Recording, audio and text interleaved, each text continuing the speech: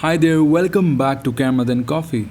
I'm one of your fellow creators who love to talk about deserving cameras. And today I'm damn excited to quickly share with you all the important specs of the all new Sony a7 IV while comparing it with one of the favorite cameras of video lovers, the Sony a7S III. Cool, it's a beautiful day, and without any further ado, let's begin.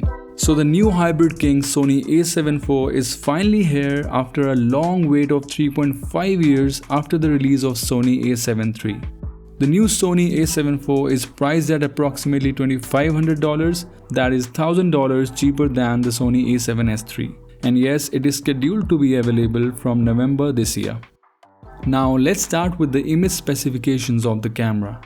Starting with the sensor, the Sony a7 IV houses a newly developed 33 megapixel full-frame CMOS sensor.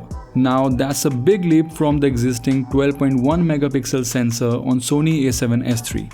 But less megapixel doesn't mean it's bad. They are larger pixels that benefit you when it comes to light sensitivity and noise. And when it is about details, especially about prints, we will prefer the new Sony a7 IV that will let us capture super high quality 33 megapixel photographs. And what will make these images even better are the various picture profiles present in both the cameras, especially the S-Cinetone on the new one. In addition, the a7 IV also has a soft skin effect which does add a lot to the overall look. And finally, both the cameras can deliver images in RAW, HEIF and JPEG formats.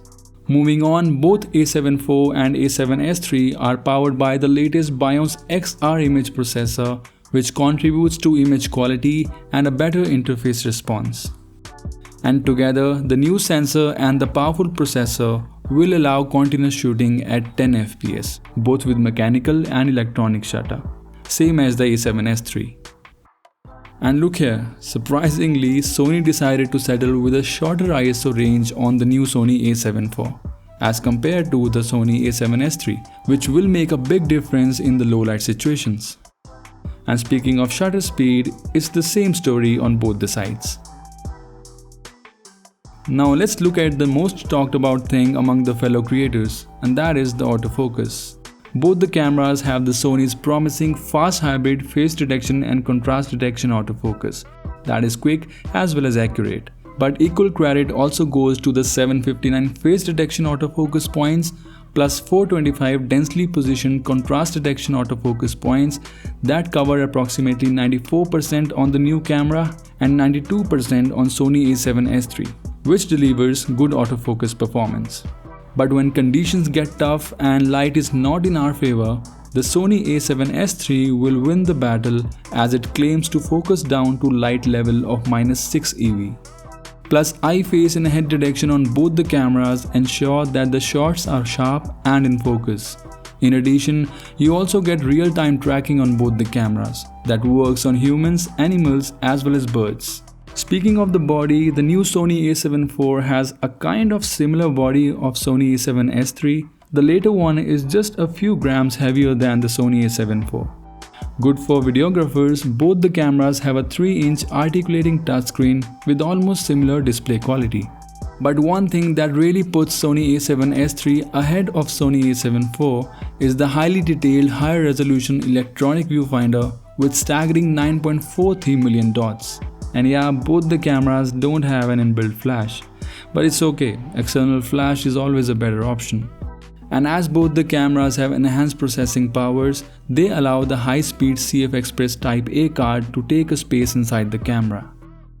And among the other things, Sony a7 IV also inherits the same menu system that we have on Sony a1 and Sony a7S III. One thing to notice is the exposure compensation dial.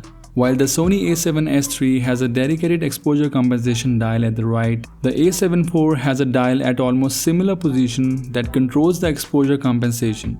But it doesn't have any numbers on it, maybe because it's not a dedicated exposure compensation dial but a multifunction dial.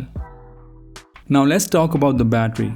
Both the cameras have the same internally chargeable battery and almost similar performance in case of stills.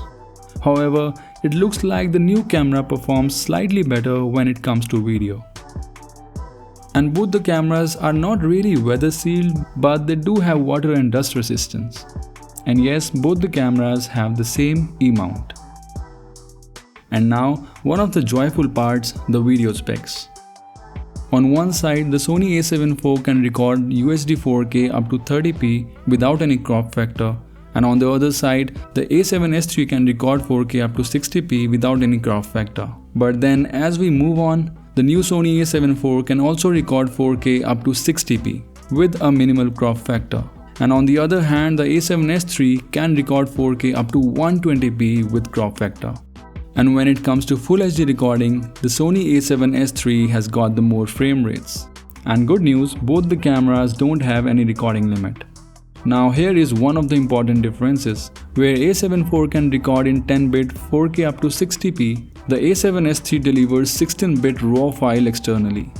And yes, just like the photographs, we do get S-Cinetone in case of videos. Speaking of live streaming, the new Sony a7 IV allows 4K as well as Full HD recording up to 60p. Plus, you can simultaneously record the same footages internally. Moving on to stabilization, both the cameras have the same 5-axis in-body image stabilization with 5.5 stops. And both the cameras record gyro metadata, which does help in gaining some stabilization in post-production. And last but not the least, the ports, which are more or less similar on both the cameras. That's it guys, thank you so much for stopping by, and if the video was helpful, do support me by subscribing.